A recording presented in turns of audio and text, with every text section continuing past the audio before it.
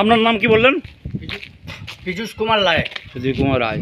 তো আজকের সেবা কেন্দ্র, এই যে স্বামী বিবেকানন্দ শহীদ ক্ষুদিরাম সেবা কেন্দ্র। বোস, তো আজকের এই দিনটা আপনার নাতনির ব্যাপারে জন্মদিনের দিনটা কেন বেছে নিলেন? বেছে নিলাম এই কারণে যে দীর্ঘদিন ধরে এই আদিবাসী সমাজের সাথে আমি জড়িত আছি এবং আজ পুরো এই এলাকার আমার যে অন্ডাল ব্লক, সেই এলাকার আদিবাসী গ্রামগুলো আমি ঘুরি।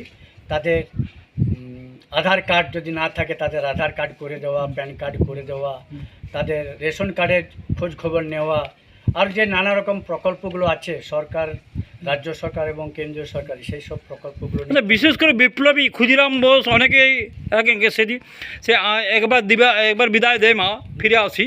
তো সেই দিনটাকে আপনি বিশেষ করে এনার ফাঁসি হয়েছিল, সেই আন্দোলনে, স্বাধীনতা আন্দোলনে যোগ দিলেন, আরও বিশেষ করে বেছে নিলেন। হ্যাঁ, ওইটার জন্যই বেছে নিলাম।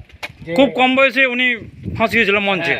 সেই দিনটা আরও বিশেষ করে বেছে নিলেন যে আপনার নাতনির আগামী দিনে যেন যাতে স্বামীজি এবং ক্ষুদিরাম বোস এবং যারা আমাদের স্বাধীনতা সংগ্রামী, যারা আমরা মনীষী আর নিবেদিত ভগ্নী, সে বাচ্চা যেন নিবেদিত ভগ্নীর মতন যেন আসতে পারে, আপনার নাতনি আগামী দিনে আসতে পারে, বড় মনের মানুষ হতে পারে। হ্যাঁ, মানুষ হতে পারে।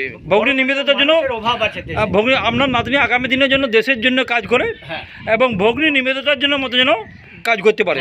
ওই দিক ওখানে দাঁড়িয়ে সেটা এরকম দাঁড়ান, ট্রেনে পড়ে দাঁড়ান। ঠিক আছে। তার সঙ্গে সঙ্গে আমাদের স্বামীজি বিবেকানন্দ আছেন।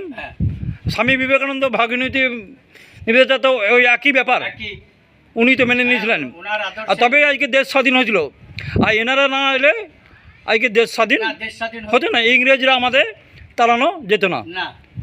আর এই জায়গাটার নাম কি বললেন? এই জায়গাটার নাম হচ্ছে তালডাঙ্গা গ্রাম। তালডাঙ্গা কাজোড়া। তালডাঙ্গা কাজোড়া। Thank you. দেখুন এই নাম্বারটা আপনার? ঠিক আছে, থ্যাংক ইউ। আর আমার নাম্বারটা ইয়ে করলেন।